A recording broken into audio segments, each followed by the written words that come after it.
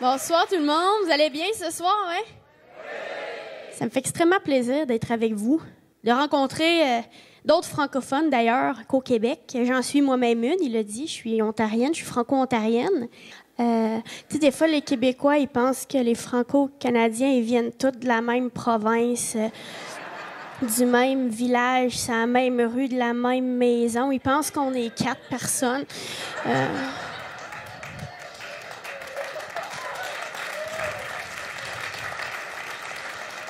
Mais c'est pas ça. Je suis de l'Ontario. J'ai grandi dans l'Est, dans un petit village agricole qui s'appelle Saint-Bernardin.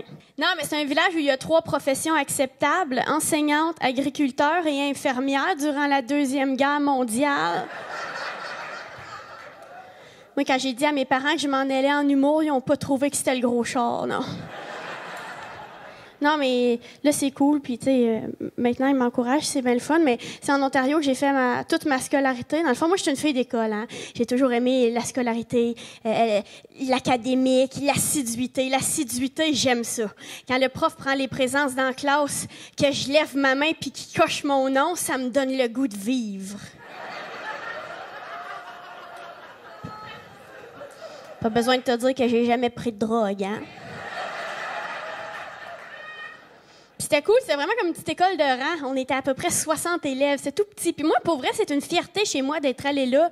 C'est juste que l'autre fois, il y a mon chum qui me dit... En tout cas, moi, je suis vraiment fière d'avoir pu étudier dans une des meilleures écoles privées au Québec.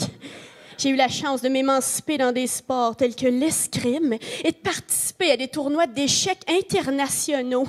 Pas dans une école de rang que j'aurais pu faire ça, certain. J'ai dit non, mais est-ce que toi, dans ta vie... T'as déjà eu la chance de te rendre à l'école en motoneige? Je ne crois pas. Tu sais, je sais que les échecs, c'est plus éducatif que la motoneige, mais mon petit doigt me dit que t'aurais donné n'importe quoi pour faire du skidoo au lieu d'aller t'entraîner avec 2 Asiatiques pour un concours qu'on s'en calique.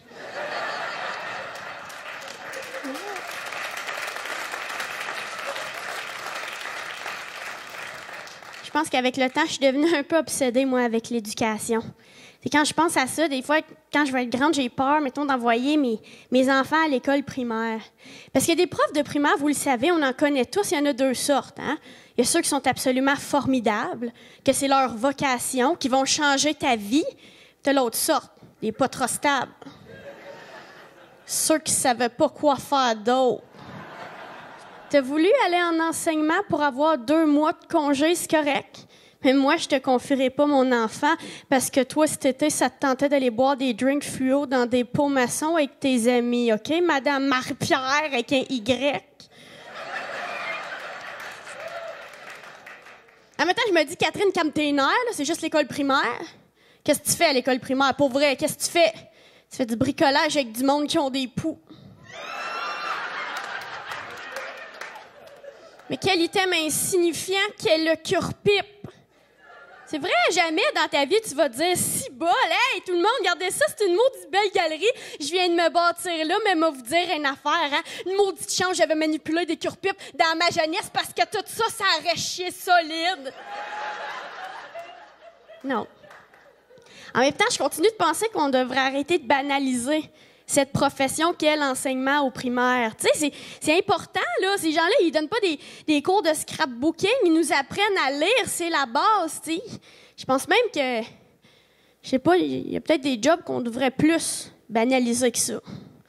Moi, par exemple, j'ai déjà fréquenté un gars qui se trouvait bien hot, là. Lui, il était garde forestier. Lui, sa job, c'était de garder la forêt. Parce que la forêt est pas capable de se garder tout seul. Lui, il est là, il check les arbres, check le gazon, check les feuilles. Grosso modo, il fait le même job qu'un hibou. En même temps, tu sais, je vous parle de ça, l'école, mes enfants, puis tout, mais je suis vraiment pas prête là, à avoir des enfants. Là. Je commence à m'installer dans la vie. Ça fait maintenant 3 ans que j'habite à Montréal. Au début, ce qui me gossait, il fallait que je fasse mon lavage dans une buanderie.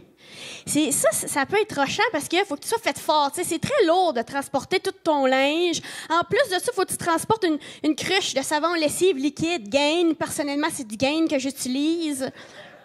Ce que je fais maintenant, c'est que je verse la quantité nécessaire de gain liquide dans une petite bouteille d'eau vide que je transporte avec moi. L'autre fois, c'était la nuit, j'avais soif. Je vois rien, tu sais, une soif de nuit, il faut que tu boives. Et je tends la main vers une des 88 000 bouteilles d'eau qui traînent chez nous, tu sais, puis j'en pogne une, puis je suis comme « nice, elle est pesante, elle est pleine ». Pour boire, puis plus je bois, plus je me rends compte évidemment que c'est pas de l'eau, c'est du gain. Quand tu bois du gain, là, ta réaction, c'est pas dommage, ce n'était pas très bon, ça. Bonne nuit, tout le monde. » Non. Ta réaction, c'est dommage, je ne saurais plus jamais dans la vie qu'est-ce qui est bon ou non. Okay? Tes papilles gustatives sont brûlées. Évidemment, j'appelle un centre antipoison. Prennent ma grandeur, mon poids, me disent que tout est correct. Fait que bon, je suis peut-être pas la fille la plus tête au monde, mais au moins, quand je bois du savon, je suis pas en danger.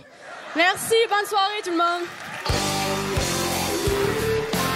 C'était Catherine Levac! Oui!